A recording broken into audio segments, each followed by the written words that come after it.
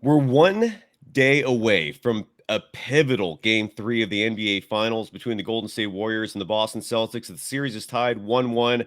We're going live at the scene, reporting straight from the Cheers bar, drinking some clam chowder, having a grand old time. Did I touch on every stereotype imaginable in Boston?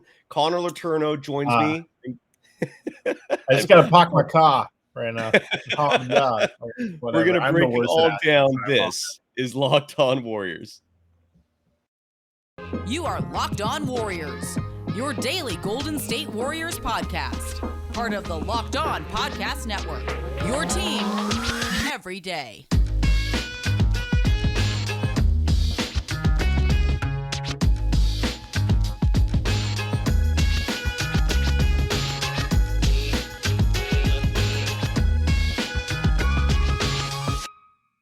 Thank you for making Locked On Warriors your first listen every day. We're free and available wherever you get podcasts. Today's episode is brought to you by PrizePicks. Check out PrizePicks.com and use the promo code NBA or go to your app store and download the app today. PrizePicks is daily fantasy made easy. I'm going to get into PrizePicks, by the way, during our first live read because I finally created an account, got some money in there. I had fun playing that. We're going to talk about that in just moments. But right now, Connor Letourneau is even more fun. He's joining me live from Boston, live to me. Anyways, we're recording this on Wednesday morning, June, or is it Tuesday? I'm so lost. Tuesday. It's Tuesday. Thank you. Day Tuesday, before Game 3. 7th at 8:30 a.m. Pacific time, 11:30 a.m. Pacific time, where Connor Letourneau is at a hotel in Boston, Massachusetts. How's the scene there, man? It's been a long time since the Warriors have been hyping up team flight videos, but that's what was going on. I don't know if you fly with the team or how your travel works, but how is the scene in Boston as we gear up for tomorrow's Game 3? It's good, man. I mean, I'm a Southwest guy. In the finals, it's the only time of year where there's a quote unquote media charter. So media members can actually fly on this special NBA charter. Just all the media members. You're not with any of the teams. But I declined to do that because I need my Southwest points, man. I need those. I gotta fly for free this summer. So I flew commercial, had a very long layover in Chicago, didn't get until like 11:30 last night. Wow. But I'm good. And the early vibes I'm picking up in Boston are people are just kind of ready to get this thing going. These 2-day breaks between games are a little brutal, like I was just telling you before we got on this podcast, like I don't know what to write today because I feel like we've written about 20,000 things in the past 2 days as a group at the Chronicle, and I don't know what else there is to say right now. So hopefully this conversation will help get those gears turning for me. Yeah, heck yeah, man. The muse comes in many forms. I guess first things first, man, we're talking about that extra day off. The Warriors were not afforded that luxury, and neither were the Celtics. The Celtics were on a crazy travel schedule, given they were playing repeated game 7s. It was, they had no days off. They've got, the battle scars to show it right now. I mean, Robert Williams III, clearly his injury is a factor in the series. He's not his normal self. Marcus Smart, we're not seeing his name on the injury reports, but he was banged up coming into this series. It wouldn't surprise me if he's hiding his injury. In your opinion, this extra day off, who does it benefit more? Because on one hand, I would normally say it's the Warriors. Their core group is slightly older. They're in their early 30s. I can imagine that extra day off for a bunch of shooters benefiting them since extra rest benefits shooters the most. But then again, Hal Horford, who's 36, lit up the Warriors in game 1 for 6 of 8 from 3. And the extra day's rest was huge for him. Who do you think this extra day rest between the games benefits more and why? It's a little misleading because yes, there are 2 days between the games, but one of those is a travel day. So they didn't really accomplish a lot yesterday beyond just getting from point A to point B. And so today's going to be a lot about digging into film and going through sets and doing all those reads and all those things. But it's also tough because these practices are open to media, and there's literally thousands of media members here. And it's just a very different type of environment than they're used to. So a lot of the real work has to be done behind the scenes, away from the court. And, I generally think in these situations, that the rest thing is a little bit overrated. I think it's more about preparation time, and I think it's more important for the team that lost, right? So in this situation, it would be the Celtics. They have more adjustments to make than the Warriors. The Warriors, I think you saw after game one that even though they lost and they had a pretty awful collapse in that fourth quarter, they were extremely confident. Draymond Green basically went as far to say, or intimate at least, that it was an anomaly that couldn't be replicated. You know, all Boston's complimentary guys hitting threes the way they were. And the Warriors seem to really genuinely believe and feel like they're the better team. And as long as they play up to their ability, they'll be fine. And I agree. I kind of I see what they're talking about. And so I think that the pressure is really on the Celtics right now to defend home court and come out and get game 3 and put the pressure back on the Warriors to steal game 4. I absolutely agree, man. I was talking about that with Kevin Dana yesterday, that in this game 3 and maybe even game 4, as weird as it sounds, there's going to be more pressure on the Celtics to hold home court. And I do think the Warriors proved in game 2. Like, I don't know why people keep writing this Warriors team off. And, you know, I do strongly agree with Draymond Green. I mean, I do also agree that they needed more urgency. I think they played lackadaisical to start that fourth quarter. And it showed, you know, I mean, they lost game 1, but you know, they came back in game 2. You know, you wrote a great article that just came out recently about Klay Thompson. And on one hand, I'm reading this article and I'm going, wow, those are some fascinating stats he pulled out. And anyone can read it by either subscribing to the San Francisco Chronicle, going online. You know, I subscribe to it for great reason. You know, so on one hand, you could, you know, I feel like this is a repeated sentiment, you know, round after round, where Klay's been struggling. He's going below par to start a series, and then he explodes, and then all of a sudden people forget about all those early series struggles. And this is really nothing new. I guess what I'm curious to ask you is, based on your research when you wrote that Klay Thompson article, what differences did you see? Because Klay's always been a streaky shooter. So what differences have you seen offensively from him in previous playoffs versus this year's playoffs? Yeah, I think that what I've seen there, he has had a few really nice games, but the consistency isn't there. And that's to be expected. You know, he's probably going to need the rest of these playoffs and the offseason to get a real rhythm offensively. And, you know, even though we talk a lot about his physical limitations on the defensive end, you know, how you're kind of seeing the lingering effect of those injuries on the defensive end, you do see it at times on the offensive end too. He's not jetting into the jumpers the way he was. And so sometimes I think because he doesn't have that speed or that quickness that maybe he did a couple of years ago, he has a hard time getting his timing totally right. I think you've seen a lot of times that he's rushing up shots. You know, that might be because he's just trying to, maybe he's out of rhythm because of his physical stuff, or maybe he's just kind of over eager. There could be a lot of reasons for that, but I think you saw in game 2 that he was rushing his shots a lot. You know, he wasn't going through the full shooting motion. He was just kind of throwing them up there. And you know, he needs to get back. He needs to calm himself down. He needs to get back into more of a rhythm, more of a flow. And you know, I think I agree with you that he very well could be ready for a huge game in game 3. But the thing that concerns me about Klay is that I think we have a large enough sample size right now to see that he's not the same defender. He's not close to the same defender, to the point where the Warriors are putting him on Al Horford rather than like a Jaylen Brown or a Jason Tatum. And to be completely honest with you, he struggled. You know, he's struggling to stay in front of Al Horford at times, which is, you know, it's not unexpected given what he's coming back from, but that's a serious issue. And when you're not being very consistent offensively, it does make you somewhat of a liability at times. And I'm not saying that, you know, Steve should pull Klay or anything like that. Klay has built up enough equity in this organization to deserve the benefit of the doubt 100%. But it is a situation that the Warriors have to deal with. One stat that a lot of people might not be aware of about Klay Okay. is I love that that.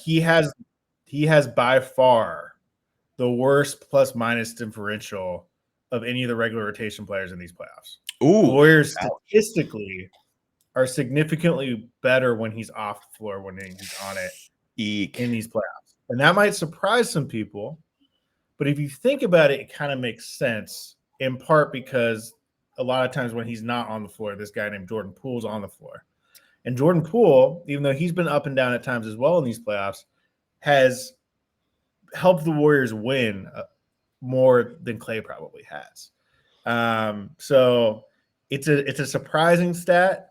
538 did an interesting analysis on it a few days ago. In my piece yesterday, I looked at it from a different lens. But yeah, I mean, it's even though Klay has had his moments, it's very clear that he's got a long ways to go still. And there is a legitimate question of whether or not he'll ever get back, or at least close to where he used to be, because, it has been a while now. He came back in January. I'm not saying he should be 100% back, but, this is a decent sample size. And so maybe this is just who Klay is at this point. And, if that's the case, that's okay. And that's understandable. But the Warriors have to decide what that means for them in terms of like the rotation and how they move forward. Yeah, and I mean the bottom line is this: they're going to live and die with him. I've seen those plus minus stats, and you and I talked about this a lot. We were talking last night where you're in a hotel that apparently you can't have a conversation without violating noise code rules, which is really weird. But yeah, we were talking about this and whether or not how much weight we should put into the plus minus. Because there are a lot of anomalies there. It's one stat among many. A few people have come at me with this stat, and I've seen it myself, where the best lineup for the Warriors does not include Klay Thompson on the floor. But ultimately, I mean, they're going to live and die with him, and he does have the size in terms of rebounding to help out there. He is a big enough threat where opposing defenses will not abandon him, and rightfully so, because I do think if they do abandon him, he will make them pay. Rick Barry's been telling me that part of his shooting struggles stem from the fact that his feet are not set on it. He told me pretty much every game where he has a poor shooting performance, he's forcing shots up, like his feet are not set, he's rushing it. Yeah. But then he also followed that up by saying, look, this is one of the greatest shooters in the history of the game. He's an individual who we just cannot write off, regardless of what his struggles are. I'm curious to see what goes on with him, and I'm personally confident that we'll see a turnaround. But you're right, the numbers do not favor him at the moment. Speaking of numbers, by the way, long-term program, Price, what's up? Yeah, and I was just going to say that you got to think that Klay is paying attention to what's going on and what people are saying. And I felt like my story was fair yesterday. I was just outlining what the situation was, but I got a lot of blowback from people. And I know CJ McCollum probably got a lot of blowback for his comments on ESPN yesterday, where he said that if Klay continues to play like this, the Warriors have no chance of winning the finals. That Klay's hearing that, and Klay's going to use that as fuel going into game. Absolutely, man. And that's the greatness of Klay Thompson. He does use that as fuel. And Steve Kerr has complete faith in him, and I think rightfully so, regardless of what the stats say. Wait, Connor, are you telling me that you wrote a column that was just a smidge critical of a Warriors player, and all of a sudden Dub Nation just jumped all over you? I'm shocked. I cannot believe it. Yeah. Oh I mean, it'd be like I had to explain. I didn't respond to all my emails because I got a lot of emails, but I had to explain to a couple people, look, my job is to write about the pressing issues facing the team, and to not everything I'm going to write about this team is going to be glowing and positive. And if you have a problem with that, fine. But like, I'm doing my job. And yeah, I think that sometimes, and I'm not going to name anyone, but in sports writing, some sports writers have a tendency to just only want to veer toward the positive. And I think that readers kind of get used to everything being positive sometimes. Mm-hmm. And so when there is something, I don't even want to say critical, but just bringing up something that's not positive, they kind of freak out. And they're like, why aren't you going along with everyone else and being positive? It's like, because I'm trying to do my job over here, man. Jeez.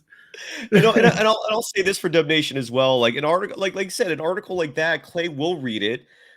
You've documented on this show, and I'm sure in other places as well. The players are handed articles almost on a daily basis when they're written about them and written about the team. And so, Dub Nation, if you want to spin this as a positive, if Connor Letourneau is writing a story that is, in your interpretation of it, critical, and I did not think that article was critical. I think it was actually very objective. You were just stating the facts of Clay's statistical situation that he's in right now. Look, he's going to use that as fuel. And I do think, look, the Warriors have to win game 3 or 4. They do. I mean, I don't think the Warriors want to find themselves down 3-1 coming back home. And Clay's due for a big game. So I think, if anything, an article like yours, which again was objective. I mean, you approached it in a very neutral manner. I just backed happened to up not everything have I glowing write. I mean, if I'm gonna say something, I'm gonna have statistics and analysis to back it Yeah. up. I'm not one of these hot takey people who just throws things out there for the sake of throwing it out there. Everything I write and say is rooted in research and observation Absolutely. and analysis. So Absolutely, man. No, you're 100% right. And again, as I was diving into an ad read there a few minutes ago, PrizePicks, a longtime sponsor, their daily fantasy made easy. I decided to sign up, and I put money in the account. And Connor, I'm like kind of hooked on this thing. I didn't touch it for game 2. I don't know if I'm going to touch it for game 3, but I'm going to share my screen of my personal account just to show you what PrizePicks is about, because it's actually really fun. So you basically pick over-unders. You got to pick a minimum of 2 players and their over-unders. So this screen I'm showing you right now is a scoring chart. So for example, you can bet on Stephen Curry and whether or not he's going to score over 28.5 points. In other words, he's going to score 29 or more, or he's going to score 28 or less. I'm going to stay away from that one. Anything you see here that looks good, like Klay Thompson, for example, is due for a big game. His OU is 18.5. That tells me the bookies think he's due for a bigger game, given he's averaging, I think, 13 in this series. Jordan Poole might score more than 13.5. I don't know. That's the PrizePicks is fun. Does anything stick out to you here so that you can help me make money, since you can't bet on this yourself? Speaking of Klay, I mean, the Klay stat's interesting. 18.5. That seems high. It does, but he's also due, right? I think that's why they set that. You could bet on other things too, though. You could bet on like turnovers. Their turnover thing's like tantalizing to me, because like Draymond Green, 2.5 turnovers. I think that's a safe bet in the over when they're on the road. But I don't know. Jason Tatum's turning the ball over a lot. That's why he's used at 3.5. He's actually at a record-setting pace. The point is, this is PrizePicks. That's what you can do. You can bet on assists. You can bet on rebounds plus assists, blocks. I mean, you name it, you can bet on it. It's super fun. And it's just daily fantasy made easy. It's a grand old time. You folks can all sign up as well. Just go to the website, and for a limited time, PrizePicks has an exclusive no-brainer of an offer for all our users. Users get $50 for free if a player in your first PrizePicks entry scores just a single point. When I signed up, Jason Tatum just had to score 1 point for me to nail one of the 2 overs, and I won. That was the easiest win ever. But you must use the code NBA. That's right. This is an exclusive offer available to Locked On fans. Sign up today and use the code NBA for $50 free if a player in your first PrizePicks entry scores just a single point. You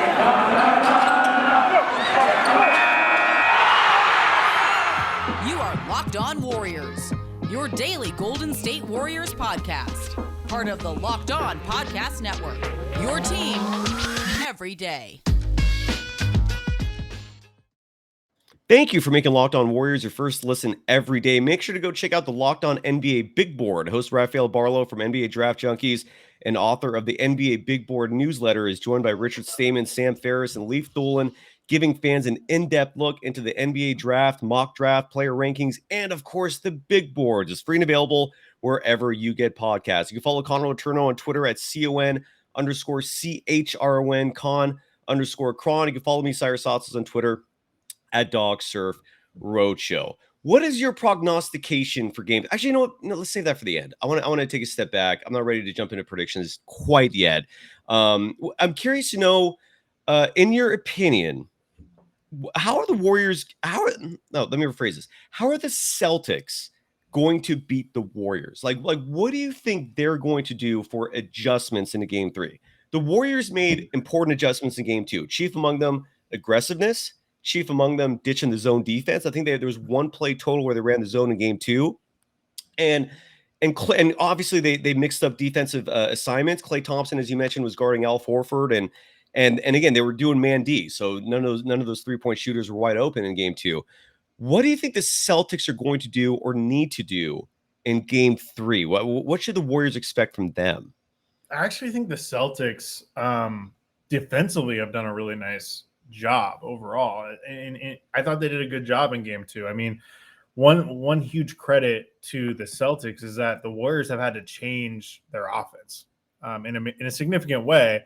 You haven't seen the ball movement as much as Steve Kerr would prefer, because the Celtics have been so physical that it's been affecting their ability to move off the ball. So Steve has been dialing up a lot more pick and rolls. You saw Steph Curry have 12 pick and rolls apiece in both games 1 and 2, which is significantly more than normal. There's been a lot more of a kind of an isolation heavy brand of basketball. And that's been largely just because the complementary guys, the other options on this team have not been producing the way they need to be. So the Warriors have had to rely on Steph just being Steph and cooking. And that's a credit to the Celtics. The Warriors don't want to play like that. That's not preferred. Right. It's more, it's kind of an act of desperation. It's like, okay, we got to engineer some offense here. So I really think that more than anything, it's what the Celtics do offensively. I don't think they need to make a ton of major drastic changes defensively. It's more offensively. They need Tatum to be better. I know he got his points last game, but his collective plus minus has been awful in this series. They need to figure out a way to kind of get him going. Is that more pick and rolls? Is that different lineup combinations? I'm not totally sure, but there's not a world where the Celtics win this series and he is posting these awful plus minuses every game. So that's the big thing. My guess is that they're going to have a lot more pick and rolls for him just to kind of get him going. That might not be a bad place to start. Yeah, and we saw that pick and roll, by the way, from the Warriors. Like you mentioned about the Warriors offense. I mean, look, the Warriors offense, I think we're seeing what we're going to get from them. They put up 108 the first game, 107 the second game. And look, that's the ballpark range of what the Warriors are going to score. The Celtics, I thought Game 1 was a total anomaly. Putting up 120 on that Warriors D was just eye-opening. And then we saw, I think, more of a reversion to the mean in Game 2 where they put up just 88. And look, they might put up more. I mean, I wouldn't surprise me if we saw 100 from them, but this is where ultimately I think why the Warriors are the better team is I don't think the Celtics have enough firepower to match them. And we'll delve into that a little more because I really hope the Warriors have been gobbling down their Built Bars. They're on the road. These things are protein packed. Connor, I know you need these things. You've had them before. By the way, Connor, I officially have a new favorite flavor of Built Bar. My mom just ordered me the Built Bar granolas, which are, and she got me the chocolate peanut butter. That's officially my favorite flavor, man. These are like the least chewy of all of them. You got that granola in there. It's still healthy. It's still packed with protein. Sounds really good. Still really low on sugar, low on calories. I think it's only like 130 per bar. And again, the protein is really good for you. It's collagen protein, which your body absorbs more efficiently, and it provides a ton of health benefits. There's a million reasons you should try Built Bars. But for now, let's just say that the granola bars are the way to go. If you just go to Built.com, you can get your pick of the litter. There's a million flavors to choose from. Go to Built.com, use the promo code LOCK15 and get 15% off your order. Again, use the promo code LOCK15 for 15% off at Built.com.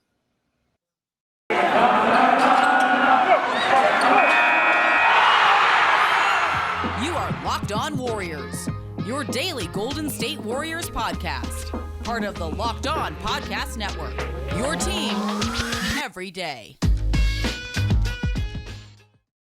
Thank you for making Locked On Warriors your first listen every day. We are free and available wherever you get podcasts. The folks at Locked On have an important survey they like all of you to take. If that's okay, you have a chance to win one of 10 $100 Ticketmaster gift cards if you participate. Just go to lockedonpodcast.com/survey. Again, the website is lockedonpodcast.com/survey. Connor Letourneau is available on Twitter for free at CON_CHRON, Con_Cron. He reports for the Golden State Warriors and many other things for the San Francisco Chronicle. You can follow me on Twitter at DogSurfRoadshow. That Gary Payne II was huge. Nemanja Bjelica was huge. I thought Andre Iguodala actually played a good game in game one. I mean, if anything, the Warriors, I hope, realize you can't have him and Draymond Green out there simultaneously. I think Andre coming off the bench to relieve Draymond is a fantastic option. What are your thoughts about the roster in general? The 9-man rotation in game two, I thought, was borderline perfect. If they throw Iguodala in there, great. If not, that 9-man rotation is perfect to me. I'm happy with it.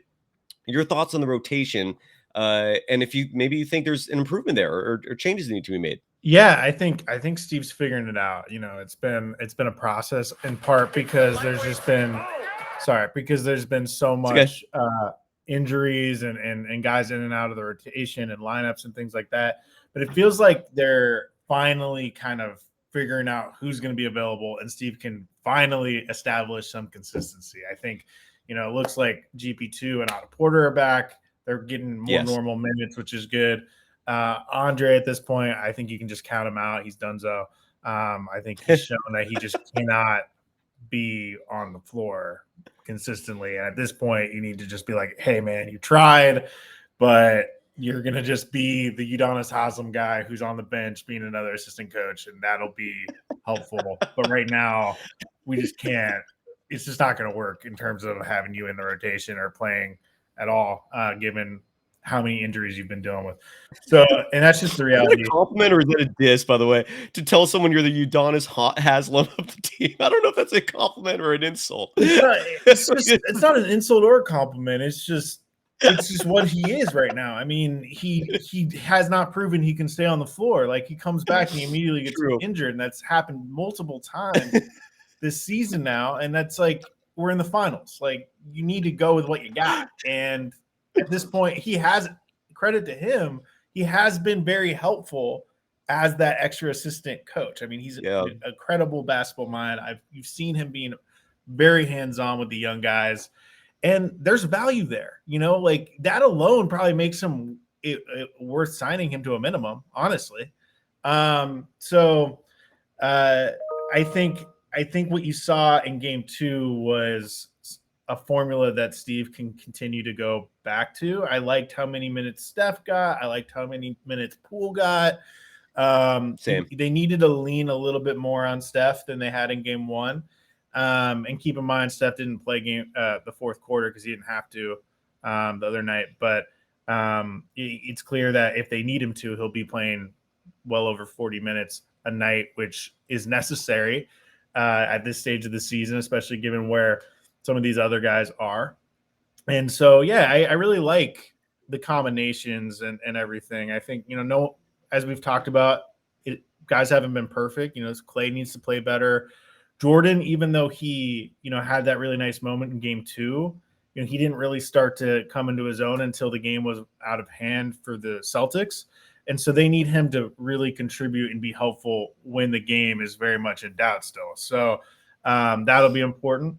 But adding someone like GP2 back in the mix cannot be understated. And same goes for Otto Porter. I mean, did you see their plus minuses from game two? He led the team. He tied for the lead. Yeah, it was absurd. I think Otto was like plus 23, and 24. GP2 was plus 15. He was 24. He was plus 24. He tied with Looney and Steph for the lead on one field goal attempt. It's crazy. It's just, and that's what I try to tell people. It's like all the Moneyball people out there, and I think that's where people have whiffed on the Warriors so much, is that so many people just rely so much on analytics to judge players and teams, and maybe it's just a time thing. They just can't watch this team enough, but you can't judge this team based on stats. You can't, because there's so many intangible type players like Gary Payton II, like Otto Porter Jr. I think Bielitsa, by the way, proved that he belongs. I hope he even sees more minutes in Game 3, especially if Iguodala does not play. So Iguodala to you is Dunzo. Like, you don't think they're going to see him again in this I series? would be surprised. I would be surprised. But I mean, I haven't. No one has said anything affirmative about that. I just reading the room would be surprised. It's like I was a little surprised he came back at all, honestly. Just given how people had been talking, including Draymond publicly and things like that. And then he comes back and immediately gets hurt again. And it's just like, okay, we've been through this a few times this season. I mean, literally where he is gone for an extended period of time, comes back and gets injured in the first game back. That has happened multiple times this season. And once that starts to happen, it's like, okay, it's the writing's on the wall here. You know, you're 38, I believe. I think everyone kind of assumes you're going to retire at the end of the season. Just, you know, camp out on the bench, be really hands-on with the young guys, pull aside Jordan Poole during every timeout, and you'll be helpful. And honestly, the truth is those minutes are probably better spent on GP2 and Otto Porter and maybe even Moses Moody at this point. That's just the truth. And it's nothing against Andre, but it's more of a compliment to those other guys. Mm-hmm. Yeah, I hear you on that. And I honestly think his mentorship of Draymond Green is maybe most important. He seems to be a routine, calming presence for Draymond when the emotions start running wild. You got to run. I know you got to go real quick before we wrap things up. What are your predictions for Game 3, man? I think this is going to be a tight battle. Both teams feel the urgency. This is going to be the first time this series where they're both going to be locked in and engaged. Although, like you said, and I agree with you, the Celtics are facing a lot more pressure here. Like, if they lose Game 3, the Warriors have all the momentum. So what are your thoughts on Game 3, man? What do you think is going to happen? I honestly feel like the Warriors are going to shock some people and they're going to win Game 3. And it's going to change the whole tenor of the series. Because if you're going into Game 4 in Boston and the Warriors are up 2-1, that is a totally different vibe. I just think that the Warriors, as we talked about, are figuring things out rotationally. And Steph is Steph right now. Steph is, at his best, and I feel like you can rely on him. And I feel like a couple of those complementary pieces who've been struggling are going to step up. I think Klay is going to have a bigger game. I think Jordan's going to be more consistent. And if you add that to what Steph already is, that's going to be really hard for the Celtics. And so I actually think that they're going to surprise some people. I still think that we could go back to a Game 5 in San Francisco with the series tied 2-2. But I don't know. I'm feeling like the Warriors might pull a rabbit out of their hat tomorrow. I hope so, man. It wouldn't surprise me either way. I could also see the Celtics pulling it and then the Warriors winning Game 4. I do know that the Warriors clearly do not want to come back to Chase Center down 3-1, but I do think the Warriors are the better team, and I'm curious to see what happens here. Connor, you got to go. You got to run, man. You've been doing tremendous work for the San Francisco Chronicle, covering the Golden State Warriors all season, the last 6 years for that matter. Keep up the great work. You can follow Connor Letourneau on Twitter at CON_CHRON, Con_Cron. You can follow me on Twitter at DogSurfRoadshow, and this program on Twitter at Locked On Dubs. Connor, brother, always a pleasure, man. Love you, dude. Talk to you soon, Appreciate man. you. Have fun. Thank you. Bye. Later, brother.